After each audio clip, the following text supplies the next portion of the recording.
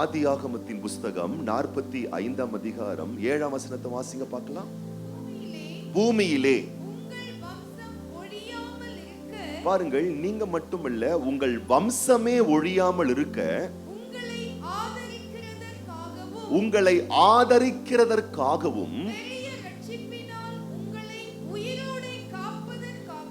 பெரிய ரட்சிப்பினால் உங்களை உயிரோடே காப்பதற்காகவும் அல்லேலூயா. யோசேப்பு தன் குடும்பம், யாக்கோபின் குடும்பம், தன் குடும்பத்தை பார்த்தே சொல்றார். 70 பேர் கொண்ட ஒரு பெரிய குடும்பம். அந்த 70 பேர் கொண்ட குடும்பத்துக்கு பின் நாட்களில் ஒரு பஞ்சம் வரப்போகிறது. பின் நாட்களில் சில பிரச்சனைகள் வரப்போகிறது. யாக்கோபின் சந்ததிக்கு ஒரு பாதிப்பு வரப்போகிறது. யாக்கோபின் பிள்ளைகளுக்கு ஒரு தேவை வரப்போகிறது, ஒரு நெருக்கடி வரப்போகிறது, ஒரு சங்கடம் வரப்போகுதுன்னு ஆண்டவர் முன்னமே தெரிஞ்சு யோசேப்பு அனுப்பிட்டாராம். பின் நாட்கள யாக்கோபின் குடும்பத்துக்கு ஒரு பிரச்சனை வரப்போகுது, யாக்கோபின் பிள்ளைகளுக்கு ஒரு பஞ்சம் வரப்போகுது, யாக்கோபின் குடும்பமே அழியக்கூடிய அளவுக்கு ஒரு சேதம் வரப்போகுது.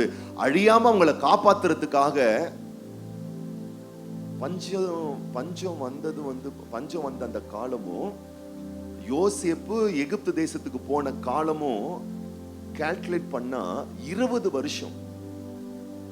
எத்தனை வருஷம்? 20 வருஷம். யோசேப்பு எகிப்துக்கு போய் பஞ்சம் வந்து இந்த வார்த்தையை அவன் யாக்கோபின் குடும்பத்தாருக்கு சொல்ற அந்த நேரம் வந்து பாத்தீங்கன்னா இடைவெளி நாட்கள் 20 வருஷம். நான் சொல்லட்டுமா? அடுத்த 20 வருஷத்துக்கு அப்புறமா நீ எப்படி இருக்க போற, உன் குடும்பத்தை எப்படி காப்பாத்தணும், உன் பிள்ளைகளை எப்படி காப்பாத்தணும், உன் குடும்பத்தை எப்படி காப்பாத்தணும், உன் பேரை எப்படி காப்பாத்தணும், உன் புகழை எப்படி காப்பாத்தணும், உன்னுடைய வாழ்க்கை எப்படி காப்பாத்தணும், உன் தேவை எப்படி சந்திக்கணும்னு இன்னைக்கே ஆயத்தம் பண்ணுகிறவர் ஆண்டவர். இன்னைக்கே தீர்மானிக்கிறவர் உங்கள் ஆண்டவர். அதான் நான் சொல்றேன், யாக்கோபின் குடும்பத்துக்கு இப்ப பஞ்சம் வந்துருச்சு, ஆகாரமே இல்லை. இப்போ ஒரு ஆகாரம் கிடைக்கிறதுக்கு ஆண்டவர் 20 வருஷத்துக்கு முன்னாடியே திட்டம் போட்டார். நம்மள எவ்வளவு பாக்கியவான்கள் யோசிங்களேன். நமக்கு யாருங்க தயவு வேணும் யோசிங்களேன். நம்ம யார் காலங்க விழணும், நம்ம யார் பாதத்துல வந்து விழணுங்க? நமக்கு பேர் வச்ச ஆண்டவர், நம்முடைய வருங்காலங்களை அழகா எழுதி வைத்த ஆண்டவர், நமக்காக எல்லாவற்றையும் தீர்மானித்த ஆண்டவர். இந்த ஆண்டவர் விட்டு நம்ம எங்க போக முடியும்? இந்த ஆண்டவர் எப்படி மறுதலிக்க முடியும்? இந்த நல்ல ஆண்டவருக்கு எப்படி துரோகம் செய்ய முடியும்? இந்த ஆண்டவரை விட்டு நம்ம எங்கே ஓட முடியும்? என் குடும்பம் பலன் பெற, என் குடும்பம் நலமா இருக்க, நான் தான் சொல்றேன், அடுத்த 2 வருஷம் பொறுத்தோ 5 வருஷம் பொறுத்தோ இல்ல இன்னைக்கோ, என்ன சொல்றேன், இன்னைக்கு உங்களுக்கு ஒரு பெரிய தேவை இருக்குன்னு வச்சுக்கொள்ளுங்களேன். இன்னைக்கு நடக்காத மாதிரி இருக்கலாம், எழுதி வச்சுக்கோங்க. இந்த டேட்டை போட்டு கர்த்தருடைய வாயா நான் பேசுறேன், கண்டிப்பா அது நடந்துரும். இன்னைக்கு நடக்காம இருக்கலாம், இன்னைக்கு கிடைக்காம இருக்கலாம், இப்ப முடியாம இருக்கலாம், ஆனா நிச்சயமா முடியும். ஆனா அதை முடிக்கிறதுக்கு ஆண்டவர் 20 வருஷத்துக்கு முன்னாடியே பிளான் பண்ணிட்டார். இனியும் நான் சொல்றேன், அடுத்த 5 வருஷம், அடுத்த 10 வருஷம், அடுத்த 20 வருஷம் உங்களுக்கு, உங்கள் பிள்ளைகளுக்கு, உன் பிள்ளையின் பிள்ளைகளுக்கு எப்படி காப்பாற்றணும், எப்படி போஷிக்கணும், எப்படி ஆதரிக்கணும்னு சொல்லி ஆண்டவர் இன்னைக்கே வேலை பார்க்கிற ஆண்டவரா இருக்கிறார். அப்ப அவர் கிரியை செய்கிறவரா இருக்கிறதுனால நம்ம அவருடைய கிரியைகளை போற்ற வேணும். அதுதான் ஆராதனை, அதுதான் ஆராதனை, அதுதான் துதி, அதுதான் ஸ்தோத்திரம், அதுதான் ஜெபம், அதுதான் அவர் மேல நம்ம வைக்கிற நம்பிக்கை. ஏன்னா நம்ம இங்க அமர்ந்த நிலையில் அவர் ஆராதிக்கிறோம். ஆனா சிங்காசனத்துல அமர்ந்து இருக்கிற ஆண்டவர், கவனிங்க, நீங்க அமர்ந்து ஆராதிக்கும் பொழுது அவரும் என்ன பண்றாருன்னா அந்த துதியில அமர்ந்து ஆராதனையை எடுத்துக்கொள்ளுகிறார். இந்த ஆராதனையை கடந்து சில அவஸ்தைகளுக்குள்ள நீங்க போகும்போது அவர் சிங்காசனத்துல உட்கார்ந்து இருக்க மாட்டார், இறங்கி வந்து அங்க வேலை பார்ப்பார்.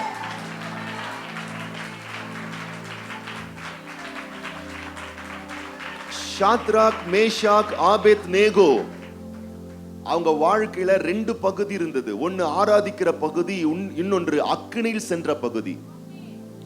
ஆராதித்த பகுதியில் ஆண்டவர் அமைதியா இருந்தார். நீங்க பைபிள் ஃபுல்லா வாசிங்க. தானியேல் ஆராதிக்கும் போதோ, ஜெபிக்கும் போதோ, அவன் சொப்பனத்துக்கு விளக்கம் சொன்ன போதோ, அல்லது சிறை பிடிக்கப்பட்டு போகும் போதோ, அல்லது அவன் தீர்மானம் பண்ண போதோ, அல்லது ஷாத்ராக் மேஷாக் ஆபேத்நேகோ தேவனை ஆராதிச்சும் போதோ ஆண்டவர் அங்க வந்தாரு, அசைவாடினாரு, உலாவினாருன்னு பைபிள் இருக்காது. ஆனா அவன் அக்னியில போகும்போது அவரால் உட்கார முடியல, கீழே இறங்கி அவன் கூடவே சேர்ந்து உலாவுறாரு. நீ ஆராதிக்கும் பொழுது ஒருவேளை அவருடைய மகிமை, அவருடைய அசைவு, அவருடைய பவர், அவருடைய சக்தி நீங்க பார்க்காம இருக்கலாம். ஆனா ஆராதிக்கிற பிள்ளை ஒரு அவஸ்தைக்குள்ள போச்சுன்னா ஆண்டவரால சும்மா இருக்க முடியாது. அவர் இறங்கி உலாவுவார், அக்னியே ஆனாலும். ஆராதிக்கிற பிள்ளைங்க வாழ்க்கையில அக்னி என்னங்க செஞ்சது கேளுங்க. ஆராதிக்கிற பிள்ளைகள் வாழ்க்கையில அக்னி என்ன செஞ்சது சொல்லட்டுமா? அவங்கள கட்டுன கட்டு அறுத்துச்சு. நான் சொல்றேன், ஆராதிக்கிற தேவ பிள்ளையே, இன்னும் ஆராதனை என்ன தெரியுமா செய்யும்? உன் பிரச்சனைய மாத்தும். ஆராதனை நேரத்துல நான் ஆராதிக்கிற தேவ பிள்ளை, எனக்கு ஏன் கஷ்டம், எனக்கு ஏன் பிரச்சனை, எனக்கு ஏன் துன்பம் தான்? உன் துன்பம் தான். நல்லா கவனிச்சுக்கோங்க, உங்க துன்பம் உங்கள் உயர்வுக்கு துணையா நிற்கும். நீங்க துன்பமா பாக்குறீங்க. நான் சொல்றேன், ஆராதிக்கிற பிள்ளைகள் சவால்களை ரிஸ்க் எடுக்கிறீங்களா? லைஃப்ல சவாலை சந்திக்கிறீங்களா? கொண்டாடுங்க. ஏன்னா இந்த ரிஸ்க், இந்த சவால், இந்த துன்பம் தான் உன்னை உயர்த்துறதுக்கு தூணா இருக்க போகுது.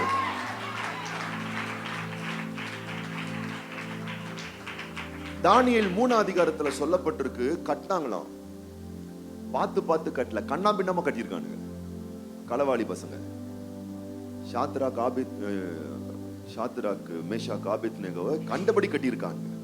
ட்ரெஸ் கிறிஸ்ன்னு அப்படியே போட்டு இறுக்கி. சத்துருவை கட்டும் போது எப்படி கட்டிருப்பான்? புள்ளைய கட்டுற மாதிரி கட்டியிருப்பான். ஆபிரகாம் புள்ளைய கட்டினான் பலி செலுத்துறதுக்கு, பக்குவமா கட்டியிருப்பான். இவங்க எப்படி கட்டியிருப்பாங்க? கண்ணு ஏடா குடமா, கண்ணு மூஞ்சி தெரியாம கட்டியிருப்பான். இந்த கட்டுல யாரையும் என்ன பண்ண முடியாது, வெளிக்கொண்டே வர முடியாது. கர்த்தர் பாக்குறாரு, முள்ளெடுத்து முள்ளாலேயே முள்ளை எடுக்கிற மாதிரி உன் கட்டு என்ற அந்த வழியில, அந்த நெருப்புல போகும்போது வழியினாலே உன் வழியை நான் குணமாக்குகிறேன். என் வழியினாலே உனக்கு ஒரு வழியை நான் ஏற்படுத்துறேன். ஏற்படுத்துறாரு பாருங்க ஆண்டவர், ஏற்படுத்தி வைக்கிறார் பாருங்க ஆண்டவர். அதான் கர்த்தர் செய்யற ஒரு காரியம். கர்த்தருடைய பிள்ளைங்க பயந்துடவே கூடாது. அம்மா யார் காலில் போய் விழுந்துடலாம் பார்க்க கூடாது. என் கர்த்தர் காலில் நான் விழுந்துடுறேன், என் ஆண்டவர் காலில் நான் விழுந்துடுறேன், என் கர்த்தருடைய பாதத்துல நான் விழுந்துடுறேன். திரளான மீட்பு உண்டு, இரக்கம் உண்டு, தயவு உண்டு, கிருபை உண்டு. 1000 தலைமுறை மட்டும் எனக்கு இரக்கத்தை காட்டுற ஆண்டவர். நாம் பிறக்கிறதுக்கு முன்னாடியே பேரை வச்ச ஆண்டவர், நாம் பிறக்கிறதுக்கு முன்னாடி எனக்கான சமாதானமான நினைவுகளை எழுதி வைத்த ஆண்டவர். காலம் கடந்துமல்ல, காலத்துக்கு முந்தியுமல்ல, அந்தந்த காலத்திலே சகலவற்றையும் எனக்காக நேர்த்தியாய் செய்திருக்கிற தேவன். இதை உள்வாங்கினவர்களாய் நாம் உணர்ந்து கொள்ள வேண்டிய ஒரு விஷயம் என்ன? தேவ தயவுக்காக நான் கெஞ்சுறேன். எந்த நாளும் மனுஷனுடைய அன்பு வேணும், தயவு வேணும் தான். ஆனா அதுக்காக அவங்க காலை போய் நான் பிடிக்க போறது இல்ல. கர்த்தர் காலில் விழ போறேன், ஆண்டவர் காலை பிடிக்க போறேன், ஆண்டவரை நான் பற்றி கொள்ள போறேன். ஏன்? ஆண்டவர் எல்லாவற்றையும் உங்களுக்கு ஃபேவரா மாத்துவாரு. முதலாவது தேவனுடைய ராஜ்யத்தையும் நீதியையும் தேடுங்கள், அப்பொழுது இவைகள் எல்லாம் உங்களுக்கு கூட கொடுக்கப்படும். திட்டம் பண்ணுகிற தேவன்.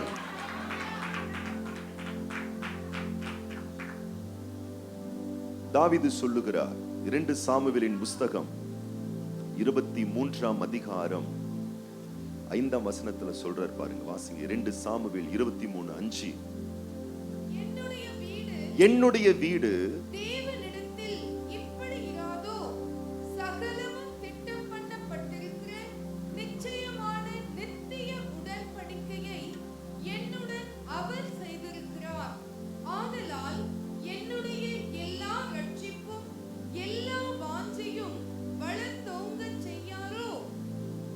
அற்புதமா சொல்றாரு பாருங்க. தாவீது சொல்றாரு, ஆண்டவர் ஏதோ நம்ம பிறக்கிறதுக்கு முன்னாடி பேரை வச்சவர் மட்டும் இல்ல, தாயின் கருவிலே நம்மை தெரிந்து கொண்டவர் மட்டுமல்ல, தாயின் கருவிலிருந்து எடுத்தவர் மட்டுமல்ல, இந்த உலகத்திலே வாழுகிற நாளெல்லாம் நம்மோடு உடன்படிக்கையின் தேவனாய் உடன்படிக்கை செய்திருக்கிறார். எப்படி சொல்றாரு பாருங்க, சகலமும் என்ன பண்ணப்பட்டிருக்கான், திட்டம் பண்ணப்பட்டிருக்கிறது. பக்கத்துல பார்த்து சொல்லுங்க, உங்களுக்காக எல்லாம் சகலமும் திட்டம் பண்ணப்பட்டிருக்கிறது. உங்களுடைய நன்மைக்கும் நல்வாழ்வுக்கும் என்ன பண்ணப்பட்டிருக்கு, பிளான் போடப்பட்டிருக்கு. தேவன் அழகான திட்டங்களை ஏற்படுத்தி வச்சிருக்கிறார். எவ்வளவு அழகா சொல்றாரு பாருங்க, சகலமும் திட்டம் பண்ணப்பட்டிருக்கிற நிச்சயமான நித்திய உடன்படிக்கையை என்னுடன் அவர் செய்திருக்கிறார். அல்லேலூயா. வேற என்ன வேணும்? நித்திய உடன்படிக்கை. நித்திய உடன்படிக்கைய நம்மோடு ஒரு ஒப்பந்தத்தை ரட்சிக்கப்பட்டு நம்ம அவருடைய பிள்ளையா மாறும் பொழுதே ஒரு உடன்படிக்கைக்குள்ளதான் கொண்டு வந்துட்டாரு. என்ன உடன்படிக்கை? இனிமேல் நான் எல்லாம் பார்த்துப்பேன். அப்படி பார்த்துப்பேன்னு சொல்றவர் ஏதோ ஓட்டாண்டி நினைக்காதீங்க. வானத்துக்கும் பூமிக்கும் உடையவர், சகலவற்றையும் படைத்தவர், வெள்ளியும் பொன்னும் என்னுடையது என்று சூளுரைத்தவர் தேவன் தம்முடைய மகிமையின் ஐஸ்வர்யத்தின்படி உங்கள் குறைவுகளை நிறைவாக்குவார்னா யாருக்கோ சொன்னதல்ல, உடன்படிக்கையின் மக்களாகிய உங்களுக்கு சொல்லப்பட்டது. இந்த உடன்படிக்கைக்குள்ள எல்லாத்தையும் அவர் திட்டம் பண்ணி வச்சிருக்காராம்.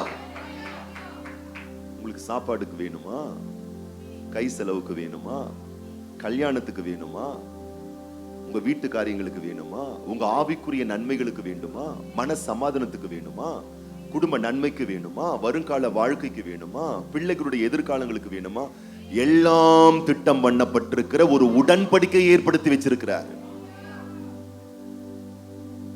கல்யாணம் ஆகும்போது உடன்படிக்கை பண்றாங்க. பையன் கையில பொண்ணையும்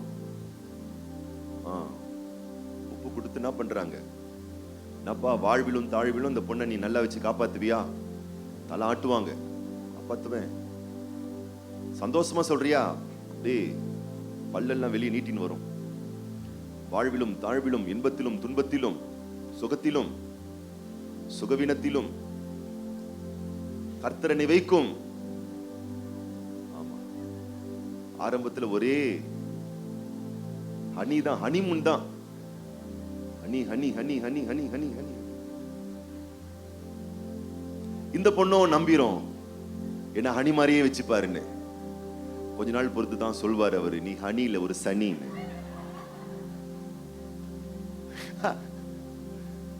என்ன உடன்படிக்கை?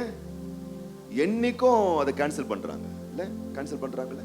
பாருங்களேன், கணவன் மனைவியை டைவர்ஸ் பண்றாங்க, மனைவி கணவனை. யாராச்சும் நீங்க கேள்விப்பட்டிருக்கீங்களா புள்ள அப்பாவை டைவர்ஸ் பண்ணது? ஒரு பொண்ணு வந்து, நீ அம்மாவே கிடையாது எனக்கு, வேணா நான் உன்னை டைவர்ஸ் பண்றேன். பண்ண முடியாது. அப்பா எனக்கு நீங்க பிடிக்கல, நான் விருப்பம் இல்லை, நான் டைவர்ஸ் பண்றேன். பண்ண முடியாது. நான் சொல்றேமா, அவருக்கும் உங்களுக்கும் இருக்கக்கூடிய உறவு டைவர்ஸ் பண்ண முடியாத ஒரு உறவு, உடன்படிக்கையின் உறவு. அவர் வாபஸ் வாங்குற தேவனே அல்ல. உங்களுக்கு ஒரு உயர்வை கொடுக்க அவர் தீர்மானம் பண்ணிட்டாருன்னா, அந்த உயர்வை பெறுவதற்கு உங்களுக்கு தகுதி இல்லைன்னா உங்களை மாத்த மாட்டாரு. உங்க தகுதியை அழகா மாத்தி தரமா உங்களை உயர்த்தி மேன்மைப்படுத்திடுவாரு. அதனாலதான் அவர் சொல்றாரு, என்ன சொல்றாரு பாருங்க, நித்திய நிச்சயமான நித்திய உடன்படிக்கையை என்னுடன் அவர் செய்திருக்கிறார். அடுத்ததுதான் பாருங்க, சூப்பரா சொல்றாரு அவரு. ஆதலால் என்னுடைய எல்லா ரட்சிப்பும் எல்லா வாஞ்சையையும் வளர்ந்தேங்க செய்யாரோ. அப்படின்னா எனக்கான ஒரு வளர்ச்சியை தராம போயிடுவாரா? என்னுடைய விருப்பத்தை நிறைவேற்றாம போயிடுவாரா? அந்த திட்டம் ஃபெயிலியர் ஆயிடுமா? அந்த உடன்படிக்கை ஃபெயிலியர் ஆயிடுமா? அந்த நோக்கம் ஃபெயிலியர் ஆயிடுமா? ஃபெயிலியர் ஆகாதே. உறுதியான உடன்படிக்கை, நித்திய உடன்படிக்கை, நிரந்தர உடன்படிக்கை. அதனாலதான் சொல்றேன், இவர் கையை நிறைய பிடிச்சுக்கோங்க, இவர் நிறைய லவ் பண்ணுங்க, இவர்கிட்ட நிறைய பேசுங்க. சண்டே சொன்ன மாதிரி மறுபடியும் சொல்றேன், இவருக்கு பைத்தியமாயிருங்க. நான்லாம் அப்படிதான் பைத்தியமா தெரிஞ்சுக்கிட்டு இருக்கேன் வாழ்க்கையில. எங்க மனைவி வந்தாங்கன்னா என்னாச்சுன்னு கேட்டுட்டு இருப்பாங்க, தானா பைத்தியம் மாதிரி பேசின்னு இருப்பேன். இங்கெல்லாம் அதை செய்யவே மாட்டேன். ஆமா, அப்புறம் பெஜாராயிரும், ஐயோ நம்ம பாஸ்டர் சரியான பைத்தியமா இருக்காருன்னு. அது அந்தரங்கத்தில் பார்க்கிற பிதாவுக்கு மட்டும் தெரியும். அப்படி லவ் பண்ணுவோம் அவரை. அப்படி பேசணும். நீங்க ஏதோ ஜெபம் பண்ணி முட்டி போடுற நேரம் மட்டும் இல்ல, 24 hours உங்களுக்கு அவரோட ஒரு கனெக்ஷன் இருந்துகிட்டே இருக்க வேணும். நடக்கும் போது, படுக்கும் பொழுது, விழிக்கும் போது, வேலை செய்யும் பொழுது. இதுதாங்க உங்களுக்குள்ள ஒரு உறுதி தன்மையை கொடுக்கும். இந்த உறுதி பத்திரத்தை விட ஒரு ஸ்ட்ராங்கான பத்திரம் உண்டா இந்த உலகத்துல? நீங்க லாக்ஸ் கணக்கா பத்திர பதிவு பண்ணி அதை கூட ஈஸியா மாத்திடுறான் இன்னைக்கு உலகத்துல. ஆமா, ஒரு லேண்டை வாங்கிட்டு நீங்க விட்டுட்டு போனீங்கன்னா உங்களுக்கே தெரியல சேல்ஸ் பண்ணிடுறானுங்களா?